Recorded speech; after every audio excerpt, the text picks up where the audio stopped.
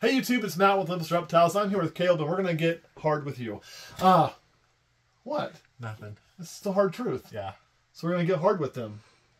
Like sometimes that's what you got to do. You got to get hard with other people, so they understand what's all hard. You're right, for business. So I want you to get hard, and I'm gonna get hard, and we're gonna do that with you all today. The hard truth of having a ball python business and a reptile business. So let's start with this. When you get into this, well, I shouldn't say nobody, because that's actually not factual. I do know a lot of people that do, but most people don't get a snake and instantaneously walk in and say, "Hey, I'm going to get into the ball python business," and, you know, jump right in. They usually get a snake or think about getting a snake, and then it turns into that. That's the most common path. That was my path and Kurt's path. I know that was your path. So when you got that first animal and you weren't even planning on having to get hard with the business, what was your first thoughts on that? I was super excited because I didn't even know I was going to get a reptile. So better to be super excited or hard truth? Definitely super excited. Yeah, well, if you're super excited without the hard part, you can't get nothing done. So you're super excited to get that first reptile, but you plan on keeping it forever, right? Mm-hmm. Here comes the hard truth. If I don't hit the table here too much, you don't get to keep them. Okay? Woohoo! I'm about ready to face on accident there. You don't get to keep him, her. We're going to assume that's the pronouns the snakes uses, him or her. They, them, I don't know, whatever. I mean, whatever. You don't get to keep them. And some of you are reading that and going, okay, I already knew that, dipshit. You've told us 1,000 times, and so has everybody else. You're going to breed, you're going to have babies, you got to sell most of them, pick your holdbacks, so do all that. No. I mean any of them. Shouldn't say any, but you don't get to keep the vast majority. So you're going to take a snake that you care about. You want to grab the one we discussed? Mm-hmm. And it's going to go away. And there's some factors at play that will cause that to happen, where you're going to lose that snake. I mean, right here we got a really nice, I call her the Big Liar. She is a Orange Dream pastel, hatched in-house. This is one thing that Kurt was really after. Kurt loves the Orange Dream, so this is near and dear to his heart. And we will not keep this snake, most likely for the entirety of its life. And you're like, okay, cool. Sell me adult breeders. I've been waiting for this for a long time, and you assholes never do that. And you're right, and she's not for sale. This is not a sales ad video in any way, shape, or form. Although if you don't lay eggs this year, out of here. It ain't looking real promising for you. So what are we talking about here? Well, you got a few things to consider. Where did I set my eraser? That's over there. It's over here. I'm never thinking. Just hand me a new one, I guess. I'll put it in my pocket. I'm going to have to spray it because I want to go on there. So what are we talking about? Well, it's really simple. Look at that. It still works. You have a couple problems in there. You have size. Size is your biggest issue. So you're going to decide what your business size is. And this is a fluid thing. You may say, I only want to breed 30 females and turn it to 60. And then you may turn it to a 475. Then you may shrink it back to 300. You're going to decide that. And it's, you know, somewhere you're going to find yourself. Well, let's say that number, for easy sake, is 100. 100 females.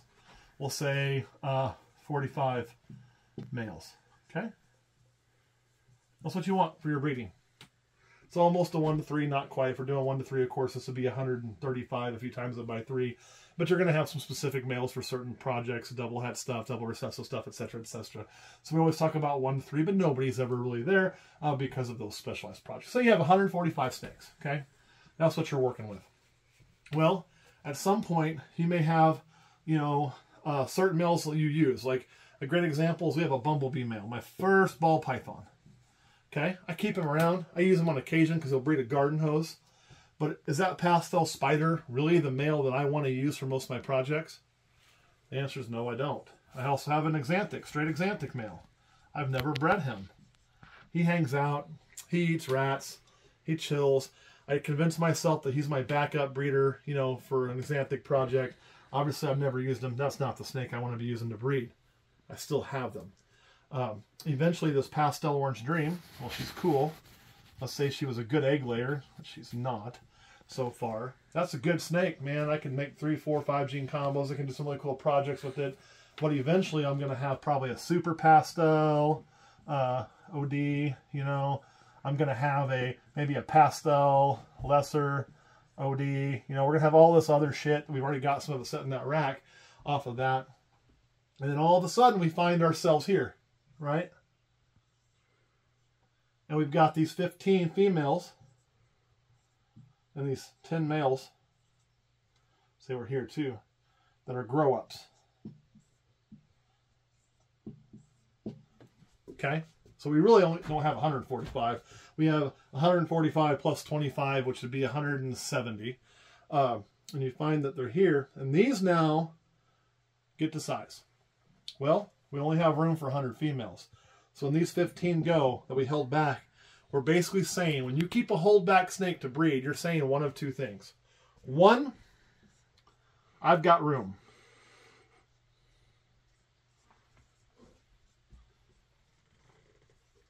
Two, it's better than what I have. And I write in a downward serial killer slant. If we're saying this, okay, that means something like this has to go, right? Now, when I say has to go, we're not talking about FWC has to go, okay? That's not what we're discussing. We're not going to have them come help us with this project because we all know what those jackasses would do. What we're going to do then is we're going to have to sell this snake, right? And we're selling that snake because what I have coming is better than this. Same with these males. We're going to sell it because eventually we have something better coming up and we're out of space. As long as I have space, I'm going to keep all my adults because I just kind of like them and I'll talk myself into it. But when that space is gone, and that's something that we're coming to our realization of being a fact for our lives, not now, but several years down the road, we still have a little bit of expansion to do, then you start making those hard decisions of who stays and who goes. And it's going to suck, y'all. And I'm already at that point where I'm starting to look at animals and thinking, man, I'm probably not going to have you a whole hell of a lot longer. Like, I may have 3 or 4 more. I have a straight champagne over there I absolutely adore. How many more years am I going to have a straight champagne in my collection for breeding? Well, at some point in time, it doesn't make sense, you know. For me, it still does. I don't mind breeding a pretty good volume because I can move a good volume. I don't mind, you know, breeding a snake that's $1,500, and I don't mind breeding a snake that's $150. And I always want to have some of those levels, but at some point in time, I'm going to be like, well, I've got this, you know, champagne pastel inchy ghost or mimosa, and I'm going to replace something with it. I don't want to lose that champagne gene, so I'm going to keep this instead of that single gene champagne. And that happens because I got that champagne, I got a champagne inchy over there, I got a champagne pastel lesser over there, I got a champagne scale, that was male champagne scale. I mean, so you see what happens and you begin to not be able to justify keeping this in a rack when you're out of space. I'm not going to sell the better animal that I know I can breed because I just love this one, even though I do. That's the hard truth of a business. You get kind of broken up, y'all, because this dictates the passion. This dictates the business. And you got to know what time to let which organ win. This one, never that one, okay? This one or this one. If you let that one win, you get divorced and all things bad happen. Don't let that one win. That one gets you in trouble. But this one won't steer you wrong, and neither will this one. But they're not always going to agree. And that's when you got to sit down and do some hard thinking, draw up some flow charts, or however you process. Caleb, what do you think about this whole scenario? Like, where do you see? I think a lot of people are going to struggle with that, having that conversation. Yeah. I think most of the time it's those that, you know, most of those that you grow out of or phase out of are some of your first ones you had in the collection, some of the first ones you had in the business. And at that point in time, you're still pretty sentimental. You're naming things. Yeah. They have, you know, they're special. They're not 1914 08? Right. Oh, damn. You know, and as you get bigger, you start to realize that, and so that, you know, you stop naming them, or you know, that purchase isn't as memorable because it's not that first big purchase. There's no milestone marker. It's just another purchase. They become Calico Male instead of Kratos. Right. And they become Bumblebee instead of Apollo. Right. So I think your first few transitions will be the hardest. I agree. Let me tell you, you're saying I don't want to do that. Okay, don't do it. You don't have to do it. I'm going to tell you there's a couple people who don't have to do this, okay? One, you can just, if you can grow in size with the collection forever, and that's what you want to do, you may not have to do this, okay? You may not have to get rid of anything. And I know somebody's going to comment, why are you spraying Windex on the board? I think it comes off cleaner, and I can always do it. So you know what? If it hurts, I don't fucking care. So that's where it's at. There we go. Look at that. So nice. No dust or anything. Look, got all off. So anyway, you don't have to do it if you can always grow.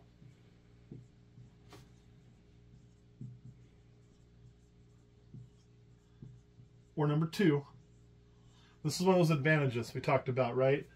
If you're just going to stay boutique. If you're going to stay boutique, this is like a side hustle for you, just something you enjoy, it's a hobby. Do whatever the fuck you want. You don't have to flow by the ebb and flow of what the business needs, and growing that business and getting to that income level that you want it to be, and then growing to keep up with inflation, or always keeping your holdbacks to replace. If you're a boutique, breed 100, breed 15, breathe what you like. Don't give a shit. Do what you want. That's the beauty of this. This, guys, I'll be honest, for 95% of the people who get into this for breeding, this is your happy place, okay? Happy place. It's not meant to be discouraging. Don't say I'm telling you not to run a full business. That's not what I'm telling you at all. What I'm saying is, unless you're driven by this, which if you are, that's fine. I ain't here to judge. Not my job. Then this will be your happy place with reptiles, okay? Now, that doesn't mean that everybody who's running a big business is only driven by money. There are plenty of people like me that have a passion for what they do and really want to do certain things, really want to work certain genes, But what does that sound like? I really want to do certain things. I really want to work certain genes. Man, I really want to work with this. I really want to see this hatch out. And I really love seeing these as babies. Kind of sounds like this is my happy place, right? So for me, on a business, you can almost call it a hybrid, but that makes me like I'm driving one of those fart sniffing cars. It's a South Park reference. I'm not insulting anybody. Go watch the South Park hybrid car episode where they sniff their own farts. It's hilarious. It causes a smug cloud. South Park's ahead of its time. Anyway, and I misspelled the hell out of business. We'll give another S. Let's give another S. Snakes. We give it 4 S's because it's business. If you're going to do that, you have to think about this. This has to be part of the dominating factor of how you want to run that business. And so you're going to have less of this. You can still have this, but you don't get as much of it here as you do here, because I have to part with some of the things that I really love at some point in time because it's right for the business. Now, because this is only part of my motivation, I get to hybridize and walk kind of between these two a little bit, because you know what? I don't really give two shits if Exantic goes down in price a little bit. I'm still going to work with Exantic. There are people who right now work with Clown and Desert Ghost, and because of the high value of those genes, and there's already been people who have said, oh, the Desert Ghost has fallen off a cliff right now, and I think you've heard a lot of people freaking the hell out, right? What's that tell you? Where their heart is? Not in the right place. It's not here, it's here. And they're freaking out when the money ain't there, and they want to go to the next thing, and that's okay, but, for me, for my business, I don't want to do it unless I can have some of this. Now, I can't do it full time if all I do is this. But I got to have some of it, so I have to, kind of share these worlds. That's me, and I'm still going to have to part with things I like. The hard truth is, one day I will most likely have to part with my first ball pythons that I ever got, because I won't have the space just to keep them around if I want to push that business up a level, because they're animals that I'm not going to breed. And that sucks ass. So when you start growing your business, well, my challenge for you is to think of these things early in your career, because I didn't. I had to think of them as I kind of started to face them. So I'm giving you that advice as you're coming up, or if you've already faced them, you can be like, yeah, man, I had to give her some of my favorite shit because I only have room for 45, and this is what I'm doing. And you're going to have to decide how much business you want to be, how much boutique you want to be, and how much and where your happy place is. If you love breeding snakes, it's doing what you want. That's no secret. We're just going to actually be balls enough to ride it. And this, you could say, well, having a bigger house makes me happy, or having a newer car makes me happy, so money's my happy place, and whatever, that's also fine, no judgment. But for me, it's there. I would take less money to do what makes me the happiest all the time. I wouldn't take no money because I'm a fat guy, I got to eat, but that's kind of that. So, Caleb, what are your thoughts on like what do you see wrong with my thing? And be honest. You can be honest. We can have a difference of opinions how shit grows. I think the only thing I would disagree on is on the boutique. Have a marker. Here. Yes. I still think... I don't think there's any way, other than always keep growing, that you get to outlast the getting rid of things. I really don't. I think if you're a boutique, that's great. I still think there's going to come a point in time where the value comes down so much, or it becomes harder to sell certain things. I still think you have to end up upgrading at some point. You may, but you at least, I think, if you had that handful of snakes that you're just emotionally attached to, it's easier to justify it.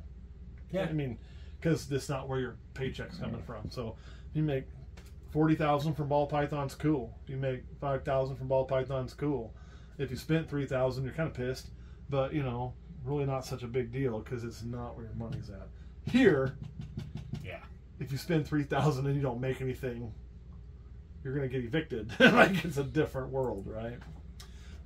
So I see what you're saying, though. But you're right. Eventually, you may have to still part with some things.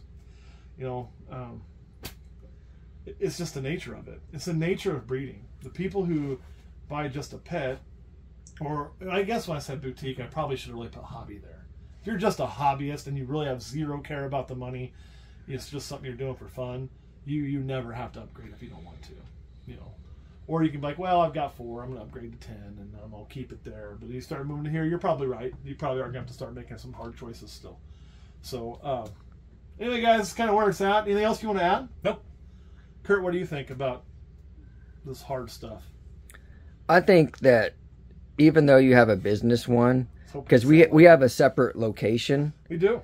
That if there's a snake that you really, really like, you could always set up a cage at your house and move it there and keep it as a pet. You know what? That is an excellent point. But there gets to be a point where you can't have 50. Yeah, you can't have 50 snakes at your house. But you're right. You can, since ours is a separate location, you have the ability to be like, man, I just can't part with this, so I'm going to take it home. And we're actually going through that right now. We've got Trouser, who is a very, very large male clown that was born with one eye. And old Trouser there, we were told the eye was incubation related, and I have no reason to doubt that information whatsoever. And that information was kind of third hand. The guy we got Trouser from, that's what he'd been told. And from the breeder he got it from. Excuse me. And from that person is well known and respected, so we're not going to drop names or anything because I think they were telling the honest truth. That's probably what happened. So he did try to use him to make clowns, right or wrong. And he caused a bunch of kinking because he was at caramel. Nobody knew that. But we found out the hard way, and then he did retain sperm even though we didn't breed him because it had caramel, and we got more kinks. So we just decided that he is a snake that is no longer appropriate for our breeding plans. Now he wasn't my first snake. Only emotional attachment I really have to Trouser is he's funny because he's my big one-eyed Trouser snake. And I'm about the humor of an 8th grader. But Kurt really loves my Trouser snake.